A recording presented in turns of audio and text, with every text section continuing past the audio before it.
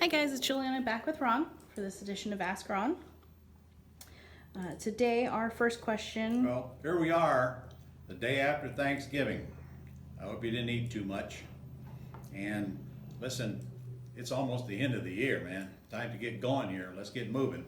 So let me knock these questions out, but I want you to be thinking, what are you going to do to make next year the best year of your life? And write it down and create a plan for next year.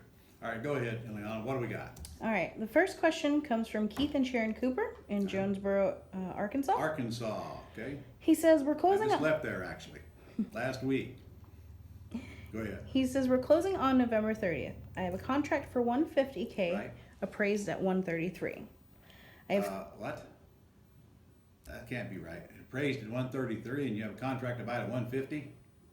All right, read on, because this don't sound good. I have 3 comps at 90, 79, and 63 per square foot. Okay, All good-looking houses like mine. yep, Mine comes in at 80 square foot and was remodeled in 2008. It Okay. has new appliances, laminate flooring, and 6-panel doors, all right. and a new roof. But so does the Lowball comp. Is there anything I can say to the appraiser to get them to reconsider the appraisal amount? Nope, but I got bigger issues than that. Did I hear right that he's buying it for 150 and he thinks it's worth 133? Is that what that said? Yes, sir. I'm lost. Why would you do that? What am I missing? We actually buy properties below market, not above market. I wouldn't do that even with terms with nothing down. I wouldn't pay 150 for a house only worth 103, 133. So in fact, why are you getting it appraised? So you didn't give me enough information. I hope it's not a cash deal, for crying out loud. That would be ridiculous. So if we miss something in the translation here, let us know and I'll try to answer it next week and get you the right answers. But right now, I don't even know what sense this makes, to tell you the truth. We don't pay more than houses are worth. And if we're buying them for cash, you know as well as I do that you're going to be buying it for half of that price, not more than it's worth. So you said it was in great shape, great.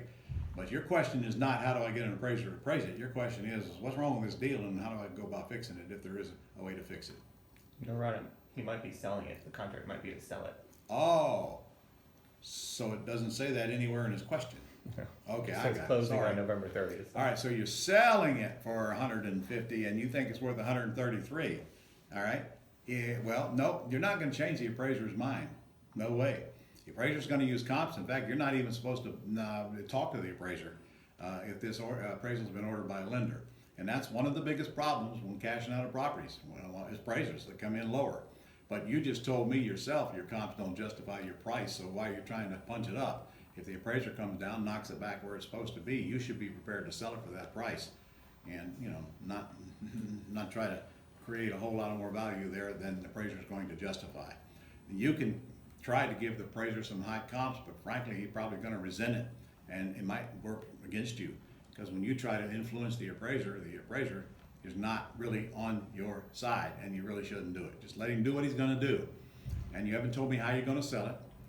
Conventional FHA or what, you have the right to dispute the appraisal, but you're not even going to get another appraisal unless you can furnish comps that are higher than the ones he used.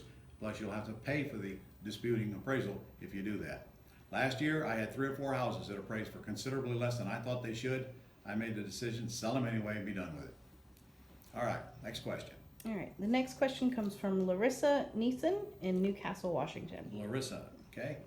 She says, should my real name be disclosed at the VA call? As I am a real estate broker and we have the same FSBO leads with my brokerage office. Mm-hmm. My name was recently brought up to my boss because I was presented as a local home buyer, not an agent. Mm-hmm. And if we use my real name or the name of my LLC, does it make sense to open an LLC with a fake person name like Laura Croft LLC instead of La La Land Homes? Well, I don't know. To tell you the truth, if you're a broker, you should know the answer to this question yourself. You know you have to disclose, but it's up to you to when you disclose. I've always said at the point of a meaningful relationship, and that is most certainly not while we're on the phone screening a deal with a seller.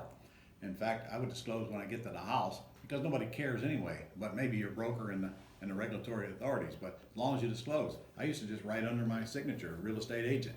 I would not make a big deal out of it because if you do, it very well may cost you some deals. And again, if you have other issues, if you're a broker under another broker, you're going to have that discussion with him or her. But honestly, I would definitely not, I would use my name. I would definitely use my name. Don't mean you have to use your last name. Frankly, I use my first name a lot. They don't know my last name until we have a relationship, because I have a similar problem. If I give them my last name, they can Google me and find thousands and thousands of YouTube videos on me, and think I'm some kind of a guru trying to steal her house or something. So that's up to you. But I don't want you hiding from anybody, and there's no reason to use fake names either. The truth is, you should be dealing with people that want to deal with you. You don't care about the rest anyway. That's my opinion on it anyway.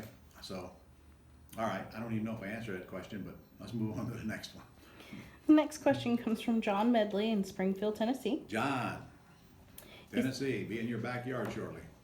He says, I have a nice house in a nice neighborhood. Zillow says $238K. Okay. I have it advertised as rent to own for $249.9 on Zillow, Craigslist, owners, and Facebook. Yep. It's been there for 4 months.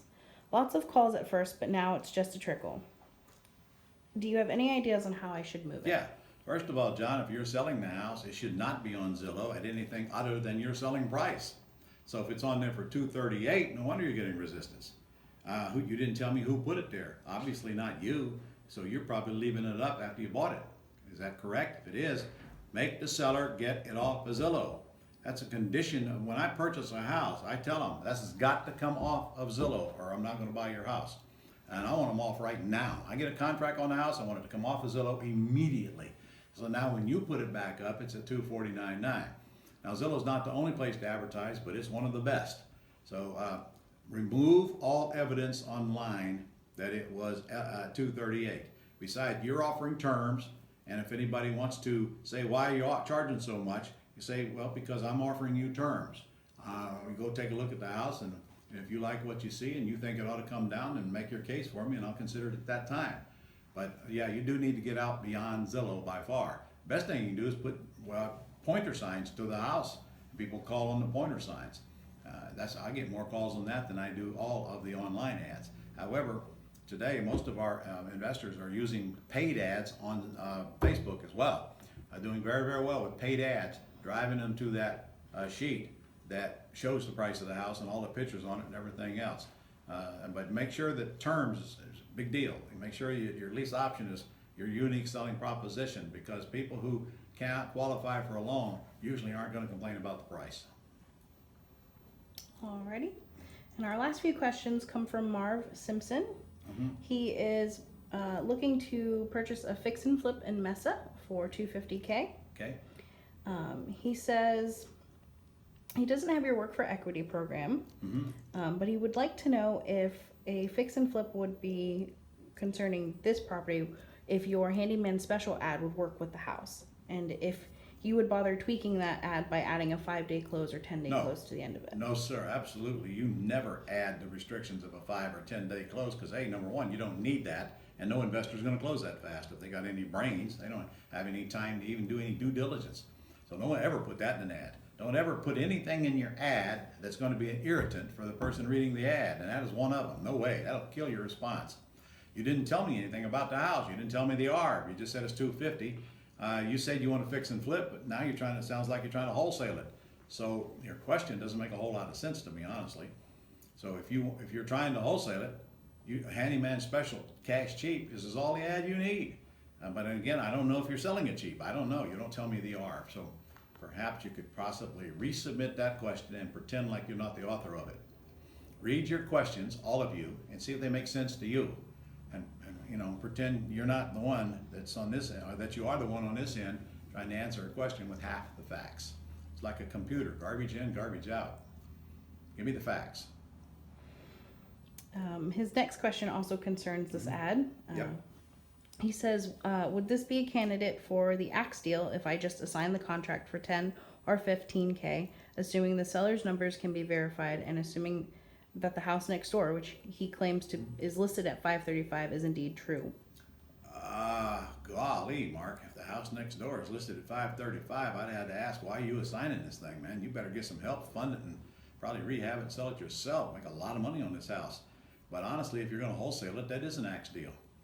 A wholesale deal is when you buy a junker and flip it to an investor. An axe deal is when you get terms on a pretty house and flip it to an owner-occupant.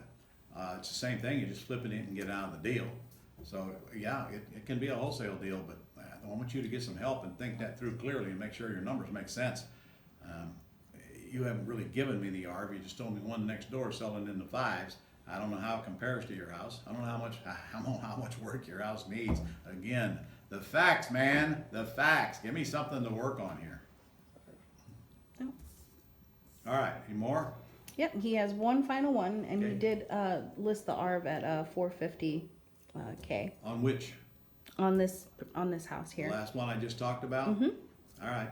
Well, if you can get it for 250 and the ours 450, did he list how much the repairs would be? No, he did not. All right. Again, I cannot create an answer from air. I got to have something to work with, and definitely the guesstimate on repairs will be that one thing I want to know. And his last question concerning this says, would I have to get a hard money loan or a short-term loan from a private lender to do a deal like this since the seller wants all cash? Well, you won't if you flip it to somebody else that's bringing in the cash and wholesale it. You will if you intend to rehab it. Yes. All right. Well, that is everything that I have for Ask Ron. Okay, that's all.